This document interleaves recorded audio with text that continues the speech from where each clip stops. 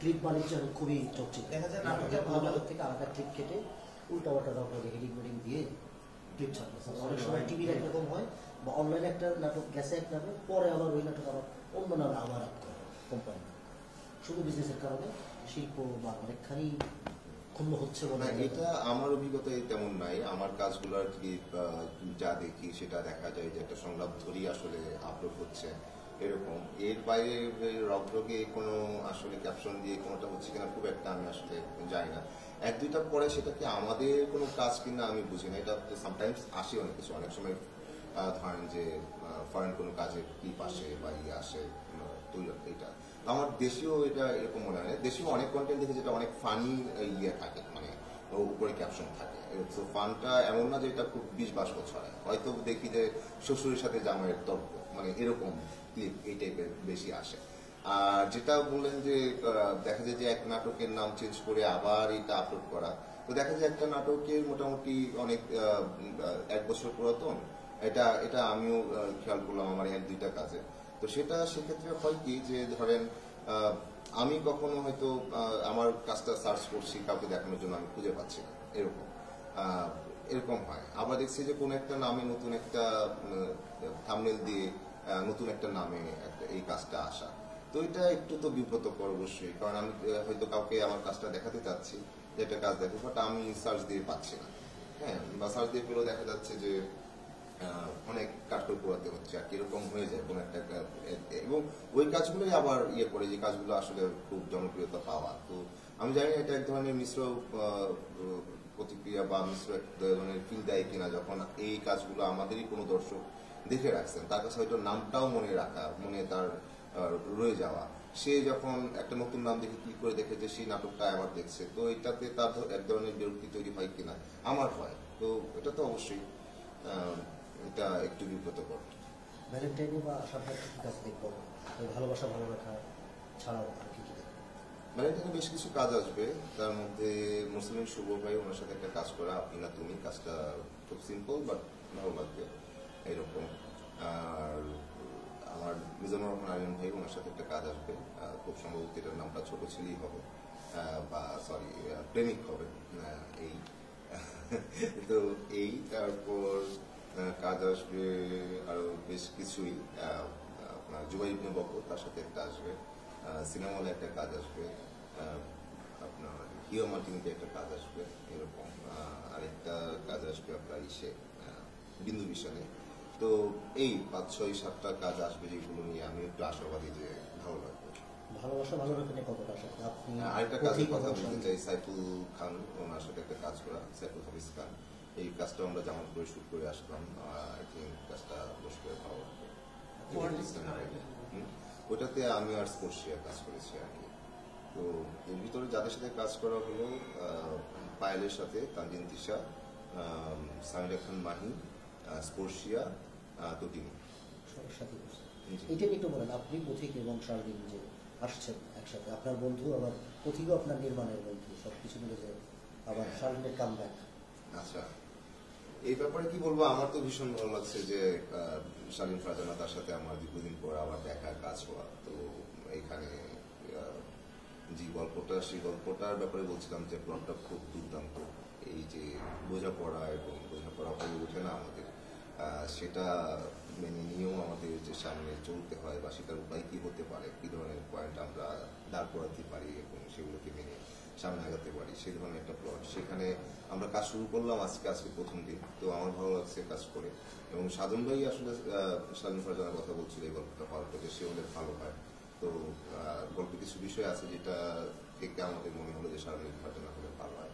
আমি তার সাথে তখন কথা বললাম যে তুমি কি আসলে টেলিভিশন ফিকশনে কাজ করবা বা কি অবস্থা, তোমার চিন্তা ভাবনা। সে খুবই আগ্রহ নিয়ে বললো যে হ্যাঁ করতে চাই, গল্পটা কি করি।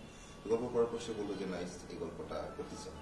তো ওই তো আমাদের কাজ শুরু করলো এখন এই আর কি। এবং তার এতদিন পর কাজ, সেই ব্যাপারটা সে ভালো বিশ্লেষণ করতে পারবে। আমার ভালো লাগছে শালীন ফারজানার সাথে কাজ করে। এবং প্রতীক সাধন ভাইয়ের সাথে কাজ করে যেটা বলছিলাম, যে অভিজ্ঞতা আমার বরাবরই ভালো। সে খুবই আমাদের মানে খুবই কমন কিছু বিষয় যেগুলো আমাদের করতে থাকে হয়তো আমরা নজর দিই না, সেই জায়গা থেকেই তার গল্পের প্লট নিয়ে আসে আর কি। সিনেমা আমরা কবে দেখছি, কাজল ঢুকে দেখলাম, নতুন কি সিনেমা? নতুন সিনেমা বলতে বিশেষ করে বনলতার স্বামী, এটা আগামী বছর আসবে, 2025-এ আসবে। এছাড়া একটা কাজ করা মুক্তিযুদ্ধের উপর, এটা হচ্ছে 3.5 হাত ভূমি। তো এটা সম্পর্কে ডেটের এখন আপডেট দেয় নাই, যেটা কি হবে বা কি আসবে, কি কবে নাগাদ, বা যে এডিটিং শেষ হলো কিনা। সো এটাও 25-এ আসতে পারে। এই তো এই ডিটে।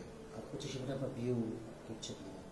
25-এ আপনার পাশে নতুন কাউকে দেখতে পারবো না? জীবন সঙ্গী, নতুন বছরের নতুন মানুষ। জীবন সঙ্গী, নতুন বছরের নতুন মানুষ। জীবন সঙ্গী তো আসলে জামা কাপড়ের মতো পরিবর্তনের বিষয় না।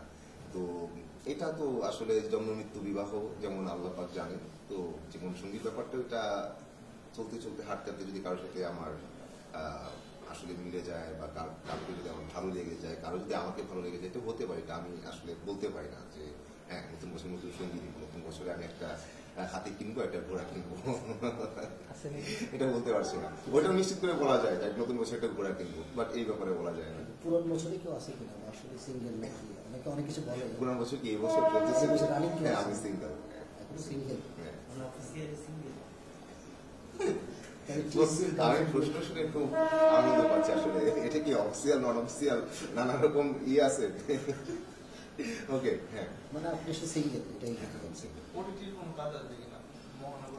এই ব্যাপারে জানি না, কাজ তো আসতে পারে না, কাজ করা নাই যে কাজ করে রাখছি সেটা আসবে এরকম নাই। বাট আমার মনে হয় যে ঠিকঠাক গল্প পেলে, এবং আমার কাছে যদি মনে হয় যে হ্যাঁ এই কাজটা আমি চ্যালেঞ্জ ফিল করছি ওটিটিতে, তাহলে আমি ঠিকঠাক ভাবে আগাতে চাই।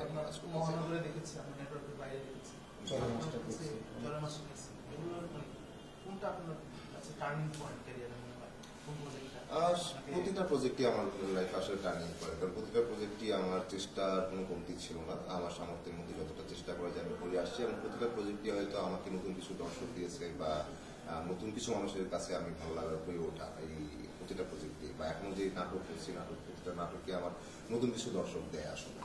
ওনারা পরিচিত হন, বা আমার কাজের মধ্যে দিয়ে তাদের সাথে পরিচিত হই। তো এটা, তবে বিশেষ করে যদি বলি যে পপুলারিটি পাওয়া, সেটা হচ্ছে নেটওয়ার্কের বাইরে। নেটওয়ার্কের বাইরে দিয়ে এটা আমার একটা হিউজ ফ্যান বেস তৈরি হওয়া, বা আমি হিউজ মানুষের কাছে পৌঁছানো, এবং মহানগর। হ্যাঁ, আর চরের মাস্টার ছিল, তাছাড়াও আমার বেশ কিছু কাজ করা, যে কাজগুলো আমি বলবো যে এজ এ অ্যাক্টর আমাকে বিশেষ স্বীকৃতি দেয় আর কি, যে না তার পারফরমেন্স বা এইসব ইস্যু নিয়ে আলোচনা ছিল, এটা যেগুলো দিয়ে আমি আরো উৎসাহ পাওয়া, যে ওকে ফাইন, আমার মনে হচ্ছে আমি আরো চেষ্টা করি আরো ভালো করার। তুই প্রতিটা কাজে ধরনের উৎসাহ দেয় যখন দর্শক বলে যে না কাজটা ভালো লাগছে। বা শুরুর দিকে দেখা যায় অনেক স্ট্রাগল করতে হয়, অনেক সময় বাড়িতে আমরা মানে কথা শুনেছি যে রেল স্টেশনও সে মানে রাত্রি যাপন করেছে। মানে আপনার ক্ষেত্রে শুরুতে রাত্রি যাপন করে, কিন্তু আপনার স্ট্রাগলটা বলে বা রাত্রি যাপনটা আসলে লাইফে নানা জায়গায় হয়েছে আসলে, তো নানা জায়গায়। তো এটা হয় কি যে এইগুলো, হ্যাঁ এখন নানা কিছু বলতে পারি, বাট আমি এটাকে কখনোই বলতে চাই না যে আমার লাইফের সংগ্রাম কি ছিল, এই ছিল। বরং এটাই আমার শেখার ইয়ে ছিল আর কি। মানে যদি বলেন যে স্ট্রাগলের কথা, এটা পুরো জীবনই করে যেতে হবে। এখনো তো আমার এক ধরনের স্ট্রাগল আছে আসলে। একসময় যখন চিন্তা হতো যে আমি কবে কাজ করবো, কোথায় কাজ করবো, আমি জানতাম না। ধীরে ধীরে আমি ভাবতাম যে ঠিক আছে হাঁটতে থাকি।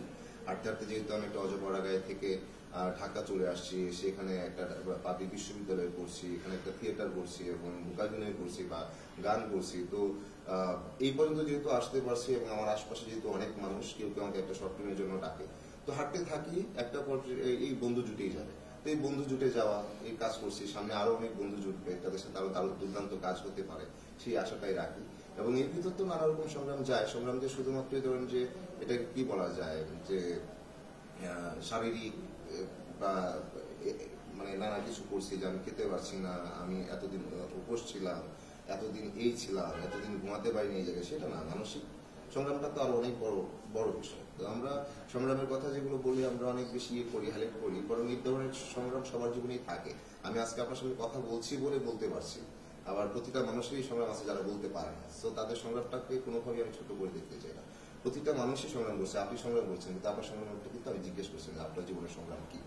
তো এই সংগ্রামটাই আমাদের শিক্ষা বা অভিজ্ঞতা, এটার ভিতর দিয়ে আসি। বরং আমরা লাকি যারা অনেক সংগ্রামের ভিতর দিয়ে আসা, অনেক অভিজ্ঞতার ভিতর দিয়ে আসা। সো আমি বলবো যে আমি লাকি। তো কি কি সংগ্রামের ভিতর দিয়ে আসছি সেটা খুব বেশি আসলে ডিফাইন করে না আসলে। এটার জন্যই আমি এখানে। এটা টার্গেট ছিল, এটা ছোটবেলা থেকে ছিল না। ছোটবেলা থেকে কোনো টার্গেটই ছিল না, যেটা ছিল যে আমি ভালো কিছু করবো এই ধরনের একটা বিশ্বাস ছিল। বাট যখন এসে থিয়েটার পড়া, মূকাভিনয় পড়া, তখন আমার কাছে মনে হলো যে অভিনয়টাই মনে হয় আমি পছন্দ করি, বা এটাই মনে হয় আমি অন্য যা কিছু পারি তার মধ্যে একটু বেটার পারি, এবং আমি এখানে অনেক বেশি সচেষ্ট আর কি, যে আমি চেষ্টা করে যাচ্ছি ভালো করার উত্তর, এবং এটা আমি এনজয় করি, এখানে আমার ক্লান্তি ফিল হয় না, সো আমি এখানেই থাকতে চাই। এটা আমার কাছে বেশি আরামদায়ক মনে হলো আর কি। নাটকে আপনার অনেক চাহিদা এবং সেই কারণে 20 থেকে 25 দিন শুটিং করতে হবে, আমাদের প্রিপারেশন শুটিং করতে হয়। এবার এইটা কখন আসলে মানে কাজের কোনো মানে ক্ষেত্রে কোনো সমস্যা বা আপনার ব্যক্তিগত আমি 20 থেকে 25 দিন কাজ করতে চাই না, আমি মূলত 15 দিন কাজ করতে চাই, যে একটা কাজের পর 1 দিন বা 2 দিন গ্যাপ রাখতে চাই এরকম। বাট ঈদের আগে আসলে মাস 2 মাস একটু ব্যস্ততা বেশি থাকে, সেক্ষেত্রে কিছু করার থাকে না। যদিও আমি যদি চাই যে আমি করবো না, বসে থাকবো, এটা আমার জন্য আরামদায়ক হলেও অনেকের জন্য এটা অনেক বেশি অস্বস্তি। হ্যাঁ, তো এই সময়টা চাপ যায়, এই সময়টাই চাপ যায়। তো আমার দেখা যায় যে কোনো ঈদ বা ভ্যালেন্টাইন এর আগে আমার 2 মাস দেখা যায় একটু ব্যস্ততা বেশি থাকে, তখন গিয়ে শুট কখনো 20 দিন চলে যাচ্ছে, 22 দিন, 30 দিন একটু শুটিং করা লাগছে আর কি, এটা বাধ্য হয়ে। বাট আমি এতটা বাধ্য হতে চাই না। সামনে হয়তো ঈদের আগেও হয়তো কাজ আমার খুবই অল্প আসবে, অল্প করবো, ঠিকঠাক করবো আরো। তো এটা অবশ্যই আপনার যদি এত ব্যস্ততা থাকে তাহলে প্রস্তুতি কখন নেবেন? প্রস্তুতি যে একদম যে আপনার সকালে উঠে এক্সারসাইজ করতে হচ্ছে সেটা তো বেশি হচ্ছে মানসিক প্রস্তুতি। তো প্রতিদিন গল্পে যদি মাথা ব্যস্ত থাকে তো দেখা যাবে যে আমি এই গল্পটা শেষ করে আরেকটা গল্পে ঢুকে যাওয়া। তো এই স্ক্রিপ্টটা পড়ে 2 দিন যদি আমি স্ক্রিপ্টটার সাথে অন্তত শুটের আগে 2 দিন আমি স্ক্রিপ্টটা নিয়ে পড়ে থাকতাম, সেখানে যে আমার নতুন নতুন অনেক কিছু অ্যাড হতো, হ্যাঁ, অনেক আইডিয়া আসতে পারতো, অনেক বিষয় আসতে পারতো, যে সংলাপটার পজ কোথায় দিব, কি হতে পারে না হতে পারে, ব্লা ব্লা ব্লা, আরো অনেক বিষয় আছে আর কি। তো সেগুলা আমার কাছে তো মনেই হয় যে হয়ে ওঠে না, সেটা হয়ে ওঠে না। সো এতদিন কাজ, মাসে এতদিন কাজ করা, এটা তো যে কারোর জন্যই আসলে অনেক বেশি প্যারেশানির বিষয় হবে। কাজটা ঠিকঠাক করতে পারবে কিনা, বা মন ধরে রাখা, মানসিকভাবে শক্ত থাকা, এটা কাজের বাইরেও আরেকটা যুদ্ধ হয়ে যায়। তো যতটা পারা যায় আমি চেষ্টা করি যে একটু আসলে আরামে থেকে একটু ঠিকঠাক করে কাজটা করা। আপনি জুটি কোথায় বিশ্বাস করেন কিনা? খায়রুল মাসা এই জুটিটা মানুষজন বেশি পছন্দ করে, আপনার কি পার্সোনাল বা এটা বিশ্বাস করেন কিনা? এখন এই জুটির কথাটা তখন মানে অনেক বেশি আমাদের এখানে, যেটা যদি আমি স্রেফ বলে ফেলি সেটা আমি এটাই বলি যে জুটির কথাটা তখন বেশি স্ট্রং হয়ে ওঠে যখন আমাদের গল্প স্ট্রং থাকে না। হ্যাঁ, যখন আমাদের দর্শকের গল্পের চেয়ে আমাদের দেখে ভালো লাগে। তো আমাদের দেখার কিছু নাই, একই ফেস আমি একটু থাকবে, একটু বয়স অনুযায়ী পরিবর্তন হবে, সেটা হতে থাকবে। তো আমাদের যেটা হয় যে সুন্দর বলতে বুঝি আমরা এক ধরনের ব্যাখ্যা আছে আর কি, যেটা গতানুগতিক একটা ব্যাখ্যা। তো সেই ব্যাখ্যা ধরে ওকে দেখতে সুন্দর লাগে, সো জুটি, এই ব্যাপারটাই থাকি। তো এটা ভালো, এটা এক ধরনের আশীর্বাদও যখন দুটা মানুষকে অ্যাকসেপ্ট করে, সেটা এদিক থেকে আশীর্বাদ যে কোনো গল্প করছি মানুষের ভালো লাগছে এটা। বাট যদি আমরা আসলে গল্পের দিকে জোর দিই তাহলে জুটিটা খুব বেশি আসলে করে না, মানে এটা এতটা স্ট্রং থাকে না। বরং পারফর্মার ঠিকঠাক মিনিংফুল অ্যাক্টিং করলো কিনা, লজিক্যাল অ্যাক্টিং করলো কিনা, সেটা তখন বিশ্লেষণের বিষয় হয়, এবং তখন কি আসলে আমরা গল্পের দিকে নজর দিতে পারি আরো। তো আমাদের এখানে দেখা যায় যে গল্পের দুর্বলতা অনেক সময় আমাদেরকে অনেক বেশি গ্লোরিফাই করে, যে এবং কারা করে, মানে যখন আমরা দেখি যে দেখতে ভালো লাগে, বা আমি একটা লুক চেঞ্জ করলাম, সেই লুকটা অনেক বেশি ইম্পর্টেন্ট আমার গল্পের চাইতে। আমাদের একটা গল্প নিয়ে দেখা যায় যতটা না কথা হচ্ছে, সংলাপ নিয়ে যতটা না কথা হচ্ছে, একটা গল্পের ট্রিটমেন্ট নিয়ে যতটা না কথা হচ্ছে, তার সাথে কথা হয় যে আমি কেমন লুক নিলাম। আমি একটা লুক নিলাম, বাট গল্পে সেটার তেমন কোনো ইম্প্যাক্ট নাই। প্রথমে একটা মানে লাইক আমি খুবই বড় একটা ভিলেন, আমার বিশাল একটা ভিলেন লুক নিলাম, গল্পের সিনের শুরুতে একটা বোমা ফাটালাম, তারপরে একটা মেয়ের প্রেমে পড়ে, তারপর যেই প্রেমটা একটা স্টুডেন্ট করলেও হতো, একজন ডক্টর করলেও হতো, সো সেরকম একটা প্রেমে পড়ে যাচ্ছে, তাহলে তো আমার আসলে জীবন আচরণটা ঠিক দেখানো গেল না। হ্যাঁ, তো ওর লাইফস্টাইলটা তো আর দেখানো যাচ্ছে না।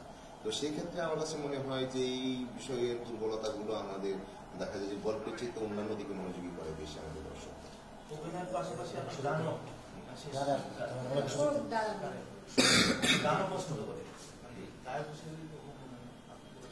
না, গায়ক হিসেবে কখনো আত্মপ্রকাশ করবো এই ধরনের হিম্মত বা স্বপ্ন আসলে নাই। এক অভিনেতা হিসাবেই থেকে যেতে চাই, কাজ করে যেতে চাই, এটা শিখতে চাই, আরো চরিত্র ভালো করতে চাই, এটাই। তবে গানটা গাইতে না পারা মনে হয় যেটা সবার কাছে অস্বস্তি। আপনি যদি একটা গান গাইতে না পারেন, সেটা আমার মনে হয় যে আপনি গানের মানুষ না, তারপরে অস্বস্তি ফিল হয়। তো সেই ধরনের একটা অস্বস্তি সবসময় কাজ করে, ধরনের বিরক্ততা গানের প্রতি আছে আর কি। তো গানটা তারপর এখনো আশা ছাড়ি না যে গানটা শিখবো, শেখার ইচ্ছা আছে আর কি। ঘরে কোনো বসে বসে যেন গিয়ে নিজের যেন ভালো লাগে। অনেকে তো আসলে গান অভিনয়ের পাশাপাশি অনেকে কিন্তু গান গায় বা প্লেব্যাক করছে বা এখন যেহেতু টিভির যুগ নিজের ভয়েস দিয়ে তৈরি করছে। না, অনেকে করছে, কিন্তু আমি সবসময় অনলাইনার, আমি ওইটাতে বিলিভার না যে একসাথে মাল্টি ওয়ার্ক করাটা। আমি মানে অভিনয়ের সাথে আমি অন্য কোনো কাজকে আসলে করতে পারি না, যে আমি এদিকে গানও করবো অভিনয় করবো, এটা আমার কাছে আমার বিলিভে আসে না আর কি। কারণ এই যেটা বলছিলাম যে মনোযোগের বিষয় আছে, যে আমি একটা কাজ করতে যাচ্ছি অভিনয়, তো সেটাকে যেভাবে বিশ্লেষণ করবো, অফকোর্স যে অভিনয়ে মিউজিক খুবই প্রভাব, অফকোর্স যে অভিনয়ে মিউজিক খুবই প্রভাব, এবং মিউজিক হচ্ছে আমার কাছে খুবই সুপার ক্রিয়েটিভ একটা বিষয় আর কি। বাট অভিনয়টা যখন করছি, আরো কয়েকদিকে যেমন আমাকে বলে যে আপনি তো টুকটাক লিখেন, একটা বই প্রকাশ করেন, আমি এত ব্যস্ততা আসলে চাই না, এত সবকিছুতেই অলরাউন্ডার হওয়া যায় না আসলে। এটা মানে ক্রিকেট খেলায় আপনি দেখেন যে একজন অলরাউন্ডার, সে কিন্তু ক্রিকেটটাই খেলছে আসলে, যাকে আমরা অলরাউন্ডার বলছি সে ক্রিকেটই খেলছে আসলে। ক্রিকেটও খেলে এবং ফুটবলও খেলে বলে কিন্তু আপনি অলরাউন্ডার বলছেন না। হ্যাঁ, তো বিষয়টা হচ্ছে এইরকম।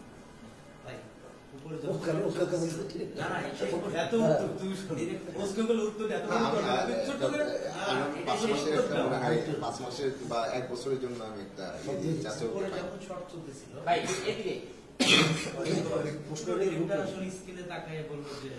আমি শুনতেছি আপনার তো কানে যাই বহুদূর যাবে আপনার সাথে আলাপ করতেছি একবারে র কমেন্ট, যেটা আসলে আপনার ডিরেক্টর বলছিল অনেক দূর যাবে। আজ থেকে 10 বছর আগে যখন আপনি কাজটা শুরু করছেন, মানে করবেন স্ক্রিপ্ট পাশার সুযোগ, এখন হয়তো আপনি 10টা স্ক্রিপ্ট এটা করবো না, ভালো লাগছে না, ওই জায়গাটা বা ওই মেধাটা তৈরি হয়েছে, বা অনেক নির্মাতা আপনার শিডিউল পাচ্ছে এই কমেন্ট। আর এই বিষয়টা 10 বছর পিছনে গেলে কি মনে হয়?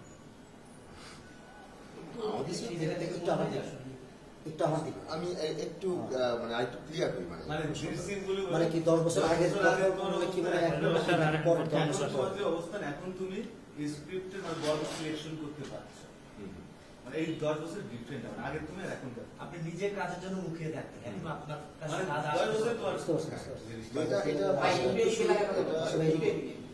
আগে আপনি কাজ খুঁজতেন, হয়তো পাইতেন না, এখন কাজ আপনার পিছনে ছোটে। হ্যাঁ, তো এটা মাঝখানে একটু বললামও যে আমি তো খুব বেশি আসলে যে কি বলবো ক্রেজি ছিলাম না যে আমার এখনই কাজ লাগবে, আমি এখনই মানে ঘোরায় ফেলতে হবে কিছু, যেটা এখনো আমার নাই।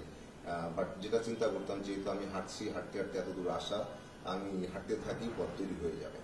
তো তখন একটা চাপ কাজ করতে, যেটা বলছিলাম যে যখন সংগ্রামের কথা আসলো, স্ট্রাগলের কথা আসলো, যে তখন একটা চাপ ছিল যে আচ্ছা কোথায় কাজ করবো, কি ভাবনা তো আসবে।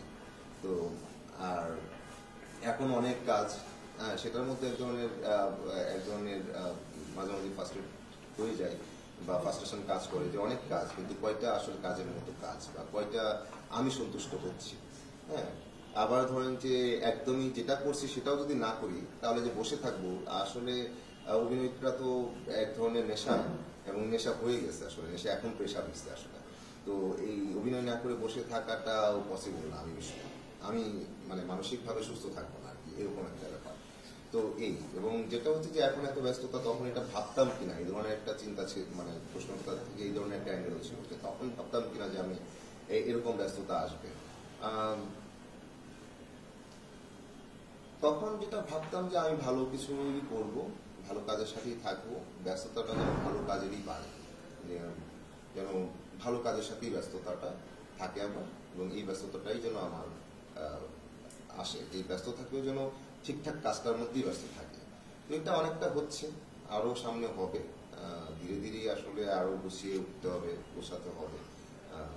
তো সেক্ষেত্রে আমি আমার ইন্ডাস্ট্রির দিকে তাকায় থাকবো, যে আমার ইন্ডাস্ট্রি যত গোছানো হবে, আমাদের ডিরেক্টররা যত গোছানো হবে, আমাদের স্ক্রিপ্ট রাইটাররা যত গোছানো হবে, আমাদের টিম যত গোছানো হবে, আমাদের কাজও তত আসলে গুছিয়ে উঠবে, এবং সেই সাথে আমি গুছিয়ে উঠবো। আরো বেটার কিছু আমি একটা প্রশ্ন করবো শুধু, কারণ সময় কম। আপনার নিশ্চয় সময় অনেকে নাটক ছেড়ে দেওয়ার পরে সবাই ভাবছে নাটক শেষ, কেউ দেখবে না, কিন্তু ঠিকই আপনি ইয়াস দর্শকদের দেখাচ্ছে, আপনাদের সত্যিটা সেটা কি? সবাই ভাবছিল যে নাটক মনে হয় শেষ, যে নাটক শেষ নয় এবং আরো নাটক মানে বুঝতে পারবো না। উঠতেছে। আপনারা ঠিকই বা এদের পরে কেউ আসবে যে আসবে এটা লাস্ট স্টার, সত্য অনেকে বলতো যে নিশো অপূর্বই শেষ। আসলে যদি বলি যে মোশাররফ ভাই, অপূর্ব ভাই, নিশো ভাই, বা আমাদের আরো আগে তৌকির ভাই, জাহিদ হাসান ভাই, মেহফুজ ভাই, জিতু আনাম, ওনাদের কাজও তো আমরা ছোটবেলা থেকে দেখছি। আসলে ওনারাই একের পর এক একজন আসছে, তো ওনাদের মিছিলে আমরাও ছোটরা এসে জয়েন করা, হাঁটা শুরু করা। তো হাঁটতে হাঁটতে ওনারা এখন গন্তব্য চেঞ্জ করছেন একদিকে, আমরা এসে ওনাদের দায়িত্বটা নিচ্ছি বা এক জায়গায় কাজ করছি, ব্যাপারটাই এরকমই।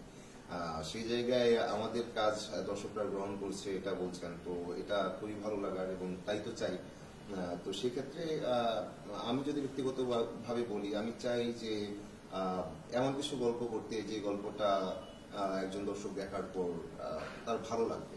একটা গল্পে বেশ কিছু বিষয় ভালো লাগবে, সেটা মানুষের মানুষের সম্পর্কের ব্যাপারটা, বন্ধুত্বের সম্পর্কের ব্যাপারটা, পারিবারিক বন্ধনের ব্যাপারটা। তো নাটক তো আসলে এগুলো নিয়ে হওয়ার কথা, এবং আমাদের সামাজিক নানা রকম অসঙ্গতি আছে, সেগুলো নিয়ে কাজ করা যেতে পারে এবং সেগুলো নিয়ে কাজ করতে চাই। তো এই ব্যাপারগুলোই আসবে, এবং আমি চাই যে নাটকটা আসলে সিম্পল একটা ছোট একটা বিষয় নিয়ে সেটার যদি বলি যে দ্বন্দ্ব এবং সেটার পরিণতি বা এক ধরনের সমাধান, সেটাই আসবে। নাটকটা একদমই ছোট গল্পের মতো বা উপন্যাসে ছোট গল্পের মতো, ছোট গল্পটা যেন ছোট গল্প থাকে। তো নাটক অনেক বেশি জঞ্জালপূর্ণ হয়ে একদম এটা উপন্যাস হয়ে যাবে, এটা চাই না। উপন্যাস মনে হয় আমার সিনেমা, মোর ডিটেল। তো এই কারণে আমি সিম্পল গল্প নিই, যে গল্পগুলো আসলে আমাকে কানেক্ট করতে পারে, এবং আমার মনে হয় এটা আমার বোন দেখলে সে তার ভালো লাগবে, আমার বাবা মা দেখলে তাদের ভালো লাগবে, যে কেউ দেখে ভালো লাগবে, এবং আমাদের যে দর্শক ওনারাও বলেন ওনাদের ভালো লাগে। আমি খুবই আসলে লাকি বা আশীর্বাদ প্রাপ্ত এইসব বিষয়ে, যে 70 ইয়ার্স এজ কোনো মহিলা, হ্যাঁ বুদ্র মহিলা, উনি এসে বলেন যে এই আপনি বাসার না, আপনার কাজ দেখি। হ্যাঁ, তো একটা স্কুল গোয়িং কেউ এসেও বলে, ইভেন আমি বাসায় যে বাসায় ভাড়া থাকি এতটুকু, ও হয়তো ক্লাস 3-তে পড়ে, ও বলে যে আঙ্কেল আপনার নাটক আমি দেখছি। তুমি নাটক দেখছো? আমিও দেখেছি, আমি বলছি নাটকটা দেখ। হ্যাঁ, সো এই যে ব্যাপারটা, যে তার অভিভাবক বা গার্জিয়ান ভাবে যে ও এটা দেখলে তার মন্দ সময় যাবে না, সময়টা ভালোই যাবে, বা এটা দেখা যায়। তো এই ধরনের সাজেশনটা দিচ্ছে, এটাই ভালো লাগার। হ্যাঁ, অনেকে ইনবক্স আসে এখন, যে আগে দেখতাম সে লিখতো যে আমি ফ্যান, যে সেটা এখন চেক করি যে কে কি লিখলো। তো বলে যে আম্মু বলছে একদিন আসেন রান্না বান্না করবে, খেয়ে যান, এটা কিন্তু বলে। হ্যাঁ, তো এটা ভালো, এটা খুবই ভালো, এটা যে আমাদের কাজগুলো সব প্রজন্মই একসেপ্ট করছে, এটা একটা আসলে আশীর্বাদই, এবং এটা একটা খুবই নাইস ব্যাপার। ইটস নট যে মেয়ে দেখে মেয়ের মাও দেখে, এটা আমার দর্শক যদি বলি মেয়ে ছেলে, এবং আমার কি বলবো যে চাচি চাচা খালা খালু ফুফা ফুফু ব্লা ব্লা ব্লা, সবার জন্যই কাজটা করতে চাই। কতটা বন্ধু, কতটা প্রতিযোগী? আর আপনার কি প্রশ্ন? ইয়াস তো আমার খুবই ভালো বন্ধু, ভাই বন্ধু। ইয়াসের সাথে আমার দীর্ঘদিনের পরিচয়, বিশেষ করে নেটওয়ার্কের বাইরের পর। তো এখানে আমরা আমাদের বন্ধু হিসেবে ছিলাম, এরপর থেকে আমাদের বন্ধুত্বটা আরো অনেক বেশি আসলে, যদি বলি প্র্যাকটিক্যাল লাইফে। তো ও খুব নাইস, ওকে আমার খুবই পছন্দ, ওকে আমার খুব ভালো লাগে। ও দুর্দান্ত করছে আসলে, সামনে নিয়ে আসা আরো দারুণ করবে, এবং ইয়ার জন্য আমার যেতেও ভালো করে। হ্যাঁ, এবং অভিয়াসলি ইয়াস আমার সাথে ভালো করে, আমি কেন এইভাবে বলছি, ইয়ার জন্য ভালো করে করে ইয়াসের জন্য দোয়া রাখে আমার জন্য, আমি যেন ভালো করি। প্রতিযোগিতা থাকবেই, তো সেই প্রতিযোগিতাটা যদি হয় যে কার চেয়ে কে ভালো করলাম, সেটা মনে হয় আলটিমেটলি আমাদের জন্যই ভালো। তো পাশাপাশি সবারই এই প্রতিযোগিতাটাই থাকা উচিত, যে আমরা কে কার চেয়ে ভালো করতে পারি। তাহলে মনে হয় এটা পরবর্তীতে, আজকে আমি চিন্তা করলাম যে ওর চেয়ে এই কাজটা আমার ভালো হওয়া লাগবে, ও চিন্তা করবে এর চেয়ে আমারটা ভালো হওয়া লাগবে, সো এর পরবর্তীতে আমি আরেকটা বেটার কাজ করতে পারবো। সো এই প্রতিযোগিতাটা মন্দ নয়, প্রতিযোগিতাটা সুন্দর, এবং আমি চাই যে এই প্রতিযোগিতাটা আরো বেশি হোক, এবং আমরা আরো ভালো ভালো কাজ করি। ইভেন আমার সেফ যদি বলি, যদি কেউ ভালো কাজ করে আমার ভালো লাগে। হ্যাঁ, আমার মনে হয় যে হচ্ছে, আমাদের ভালো কাজ হচ্ছে, সেটা আমি না করলেও ভালো লাগে, এবং আমি যদি কখনো করতে নাও পারি, যদি দেখি যে আমাদের ইন্ডাস্ট্রিতে অনেক ভালো ভালো কাজ হচ্ছে, আমার ভালো লাগে, কারণ এটা আমার প্রচন্ড ভালোবাসার জায়গা। ভাই এবার একটু সেটা হচ্ছে যে 24 হাজার গণপ্রচার গেল, সেখানে সোশ্যাল মিডিয়া থেকে রাজপথে এরপরে ধরেন একটা গভর্নমেন্ট আসলো, ভিডিও থাকবে, সবাই ভিডিও আপনারা সহজ করে দিই। সুযোগ সুবিধা মানে আপনাকে আসলে একটা সময় নেই, প্যারা দিচ্ছে আমার। কোনো সুযোগ সুবিধাও দেখলাম না, মানে এই প্রশ্ন বহুবার আমি জানি না আপনি কি- যে স্বপ্নের আন্দোলনে ছিলেন, হস্তক্ষেপে ছিলেন, সেই সেই স্বপ্ন স্বপ্ন কিছু হয়েছে কিনা, বা আপনি যে বাংলাদেশের স্বপ্ন দেখেছিলেন নতুন বাংলাদেশ, এই লোক হচ্ছে তকির ভাই। বা পাচ্ছেন? তকির ভাই দিকে বা আপনি কোন কমিটিতে দেখে নেন?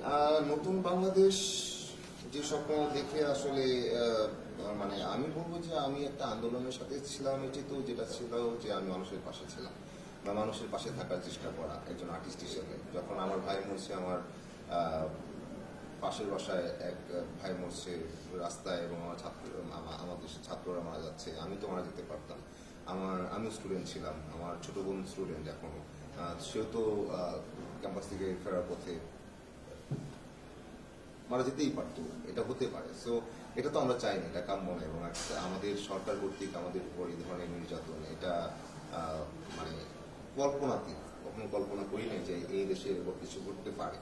তো সেটাই ঘটে গেল, সেটা অত্যন্ত কষ্টের। আলটিমেটলি তো আমরাই কলঙ্কিত হই, এরকম আমার জানি না ইতিহাসে আমার নজরে আছে কিনা। সেসব জায়গা থেকেই কষ্ট পেয়ে নামা যে এটা বন্ধ হোক, ছাত্রদের কথা দাবি মেনে নেওয়া হোক, এটা ধীরে ধীরে এক দফায় গেল সরকার পতন হলো। আমরাও চিন্তা করছিলাম যে নতুনদের হাত ধরে অনেক ভালো কিছু আসবে, হয়তো নতুন করে চিন্তা করবো, রাজনীতির এক ধরনের পরিবর্তন আসবে। আমাদের ওই সময়টায় সবচেয়ে বেশি প্রচলিত শব্দ ছিল সহিংসতার রাজনীতি বন্ধ হবে, প্রতিহিংসার রাজনীতি বন্ধ হবে, দলীয়করণ বন্ধ হবে, এবং আমরা একটা সুষম বাংলাদেশ করবো। এবং আমরা এইটাও ছিল যে আমরা একটা কি বলে যে সাম্যের বাংলাদেশ তৈরি করব, এবং সাম্যের বাংলাদেশ তৈরি করবো। এবং অর্থটা যেটা বেশি প্রচলিত ছিল আর কি, যেটা ধর্মনিরপেক্ষ এবং বাংলা যেটাকে আমরা বলি। তো সেই ব্যাপারটা জানি না, এখন তো এটা খুবই কনফিউজিং একটা পরিস্থিতি মনে হয়। এক একজনের এখন এক এক রকম মনে হচ্ছে, সবাই ক্ষমতায় আসার তাড়নায় আছে। আসলে এটা স্রেফ এই ধরনের দেখছি। আমি জানি না যে মানুষকে নিয়ে কয়জন কথা বলছেন আপনারা, মানুষ কি খাচ্ছে, মানুষ আইনের সেবা পাচ্ছে কিনা, মানুষ নিরাপদ কিনা, মানুষের জন্য আপনারা কি করছেন, আমরা আমাদের কানে কম আসে। আমরা শুনি এটা পরিবর্তন হচ্ছে, ওইটা পরিবর্তন হচ্ছে, এই নাম পরিবর্তন হচ্ছে, ওই স্লোগান পরিবর্তন হচ্ছে। আমরা এত পরিবর্তন চাই না, আমরা আমাদের জীবন যাপন যেন স্বস্তির সাথে করতে পারি, নিরাপত্তার সাথে করতে পারি, এবং আমাদের জীবন মানের জন্য উন্নয়ন হয়, সেই ধরনের একটা পরিবর্তন বা এই কিছুদিনে যদি সেই ধরনের আশ্বাস আমরা পেতাম, আমাদের অনেক শান্তি লাগতো। তো সেই শান্তিটা আমাদের মনে নাই। এটা বলতেই পারি, বললে আগের আমলে যেরকম ছিল যে কাউকে সমালোচনা করলেই সে তার বিরোধী, আশা করি এই তরিকাতে আপনারা চলবেন না, আপনারা হাঁটবেন না, আপনারা আপনাদের রাজনীতিটা যতটা সুন্দরভাবে সামনে আগানো যায় সেদিকেই নিয়ে যাবেন, তো সেই তরিকায় যাবেন না। তো আপনারা যারা বলছেন যে আমরা কাজ করছিলাম বাক স্বাধীনতার জন্য, যে আমরা বাক স্বাধীনতা পাচ্ছি, তো মুখটা সবসময় এরকম ওপেনই থাকবে, যার যে সমস্যা সেটা বলেই ফেলবো। তো সে অনুযায়ী আপনি একটু আমলে নিয়েন আমাদের কথা। তো একটা সরকার তো গেল, যারা আমাদের কথা আমলে নেয় নাই, তো আপনারা আমলে না নিলে আপনাদের অবস্থা এর চেয়ে বেশি ভালো হওয়ার কথা না।